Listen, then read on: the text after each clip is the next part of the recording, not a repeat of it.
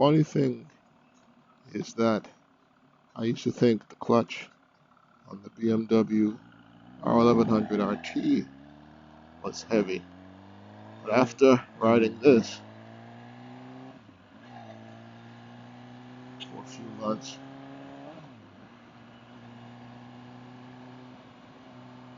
the BMW clutch seems light in comparison. However, it is what it is.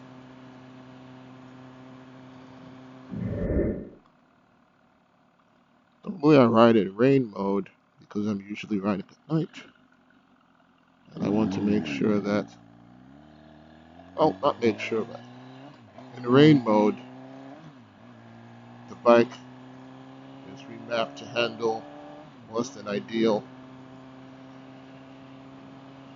road conditions.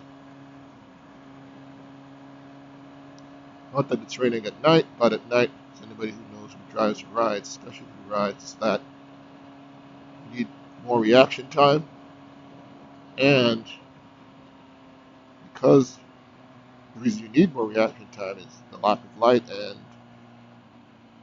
which makes road hazards and imperfections not as visible, or even, if you're unlucky, invisible. So I'm going to take a slightly different way today. Oop. Since it's still daytime and I don't really want to go through a lot of stop and go traffic. There's some beautiful, beautiful scenery here. Over there are the Santan Mountains in the distance. And a much better view in the daytime.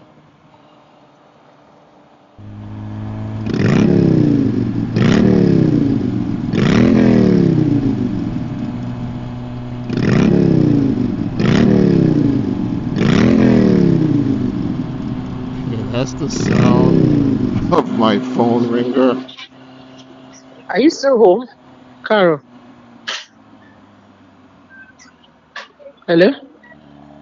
Hi, can you hear me? Yeah, are you still home? I'm riding. Let me see if I can turn on the volume to hear you. Kilowi? I said I'm riding. Let me turn up the volume to see. Can you hear me? I can hear you, so you can pick up your phone while riding motorcycle. No, I got a headset Bluetooth so it connects to the phone. Oh, okay. No problem. I thought you were still home. Because when No. I woke up this morning, I saw that the fried rice was still on the stove. Yeah, she forgot to put it away. She did it this morning. Okay. Oh, okay. Okay. Oshe, No problem. Modusono. All Okay, right. bye. Bye.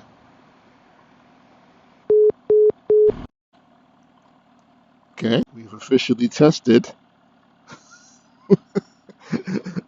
the Bluetooth phone connection in transit. I wonder how that's going to turn out on the video.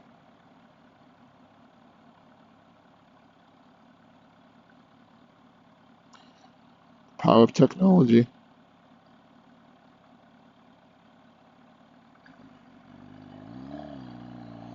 Guessing the way it works is that once there's any kind of voice interaction, it connects.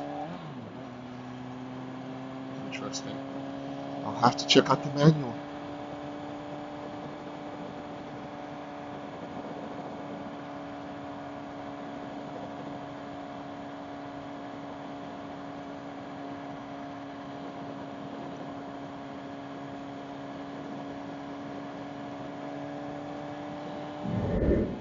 So for newer riders, and even more experienced riders, you have to be really careful riding in the right lane on a two-lane road, actually any lane road, but especially an urban two-lane or three-lane road, being in the rightmost lane, because that's when you're most likely to have traffic-related drama, because in the right lane, uh,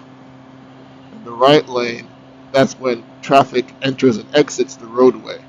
So not only do you have varying speeds on that lane, but also more expected direction changes in traffic and occurrences. Whereas the left lane is less likely. So noting this lane in particular, all right? Probably not the best example because it's relatively empty stretch of road, but you notice back there with that car turning into the airport proper, that's an example of traffic changing speed and direction somewhat abruptly.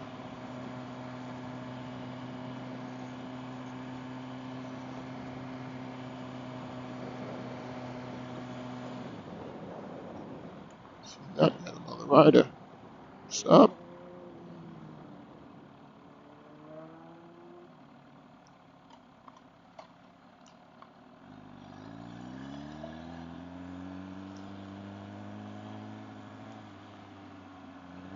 Unfortunately, this isn't really the lane I want to be in because I'll be hitting the highway.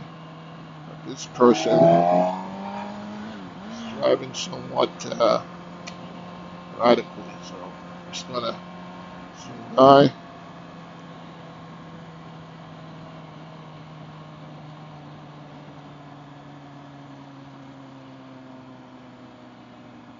This is one of the reasons I prefer, oddly enough, with urban riding, motorcycles to automobiles, because with a motorcycle, you can change direction, accelerate, decelerate a lot more faster. A lot faster, sorry. You can accelerate, change direction, stop faster than you can in an automobile. So, more maneuverability. Of course, that should not be abused for knuckleheadedness, but it's definitely something, as a rider, you will learn to use to your advantage.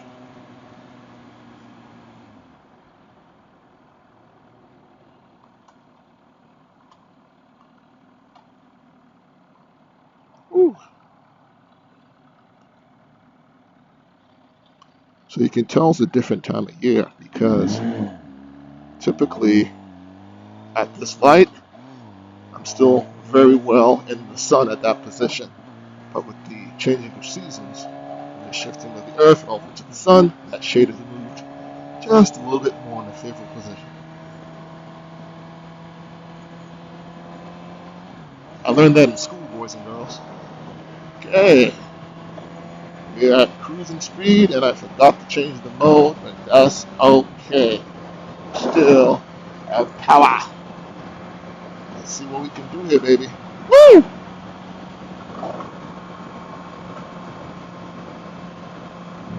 So, something that can happen if I'm not paying attention, well, I haven't ridden in a while on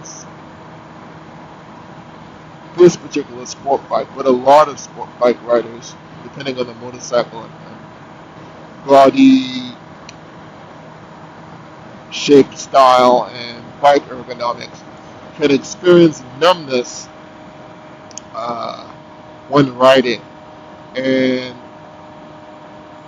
that can be due to a number of factors: how tight one is gripping the throttle, the angle of the steering stem relative to where the seat is, relative to the pegs, and again the body disposition against that. So what happens is essentially your, in this case my right lower arm kind of went numb because essentially you're pinching blood vessels enough that it's slowing down the blood flow, and you get the good old tingly feelings. Something's wrong. Please try again. Thank you, Siri.